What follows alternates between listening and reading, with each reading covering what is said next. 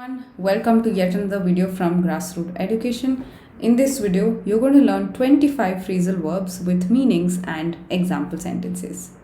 Before I start, you know the usual drill. Subscribe to this channel for more such videos and lessons. We have a free WhatsApp group where we share all these free resources along with alerts to our masterclasses. Join the group, the link is there in the description. If you want to know about our paid programs, there's an admissions form that you can fill and express your interest, and one of our counselors will call you and explain everything about our paid coaching programs. So phrasal verbs are of two types, separable and inseparable. So no matter what the object of the sentence is, certain phrasal verbs exist together and certain phrasal verbs have this object of the sentence between them. We'll learn that as we learn the phrasal verbs of today. Let's get started. The first phrasal verb is come up with something. Now come up with is a phrasal verb and it's inseparable, as you can see. Now come up with is to generate an idea, is to brainstorm a certain idea and put it across to someone. An example sentence can go like this. Can you come up with some plan for the weekend? That's an example sentence. Let's move ahead to the next phrasal verb, to call off. Call off is a separable verb and it means to cancel a certain plan.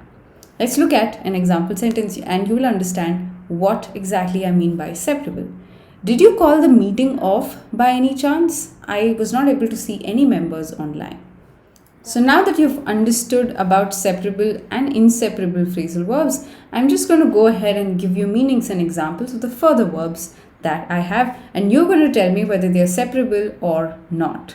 Let's get started with the next one, look something up. Now this means to search for a piece of information in a huge database. Did you look this up on our website? You can also use the phrasal verb look up in a different way. It means to improve. Things are looking up now in terms of COVID in India. So look up actually has two meanings and it's both a separable and an inseparable verb, as you just saw. Let's go ahead and learn the next verb, look into. Look into is to intervene into something.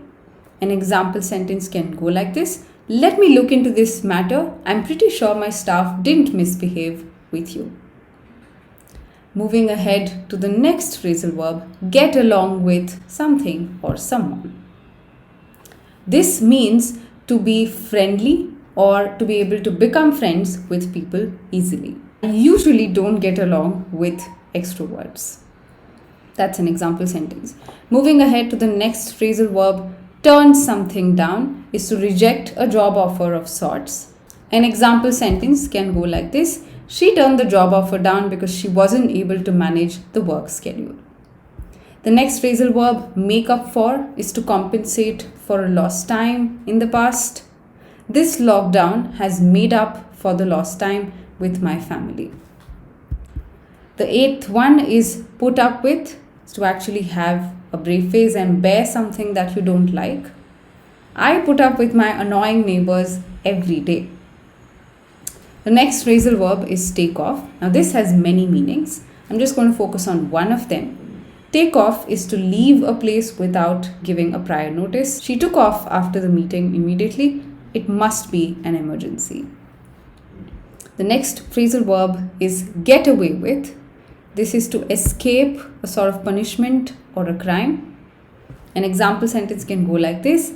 I'm not going to let you get away with this. You're going to pay back someday.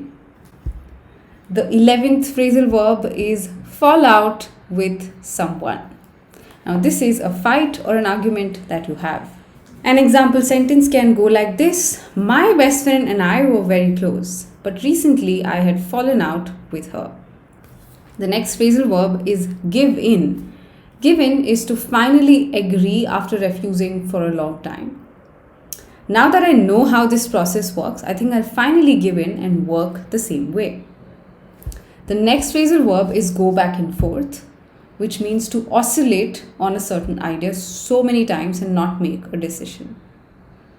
I think you're going way back and forth about going to visit your parents. The next phrasal verb is come across. means to locate something by chance while you're passing by that place. Usually, I came across this huge library on MG Road. Have you been to that place? The next phrasal verb is set aside, usually means to allocate something, usually time or money.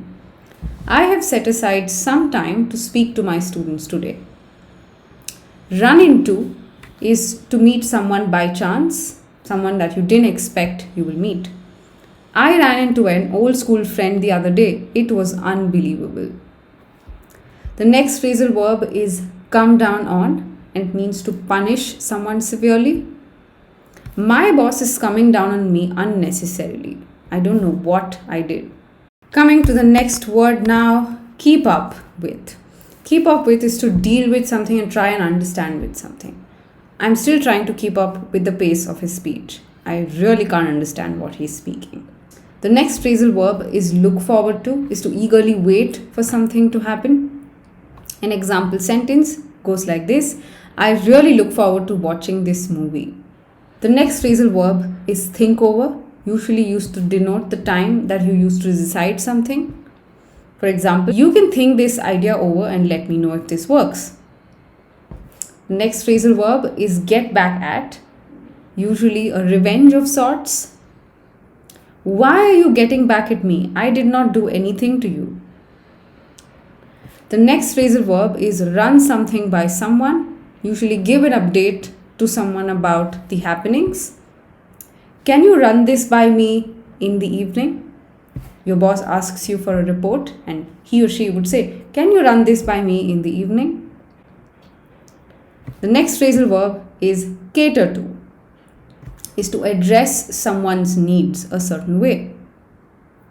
This restaurant just caters to the vegetarian eaters. The next phrasal verb is stay abreast of something, usually to be updated with the current happenings around you, like to stay abreast of current affairs.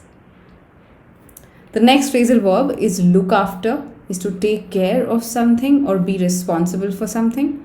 She looks after the product team in this company. Makes it 25 phrasal verbs with meanings and example sentences. I hope you liked this video and enjoyed it as much as I did. Make sure you improve your vocabulary by reading and listening to English every day, and most importantly, write down example sentences so that you can apply them in your actual IELTS test. I'll see you guys in another video, but remember, consistency is the key. Have a good day. Bye-bye.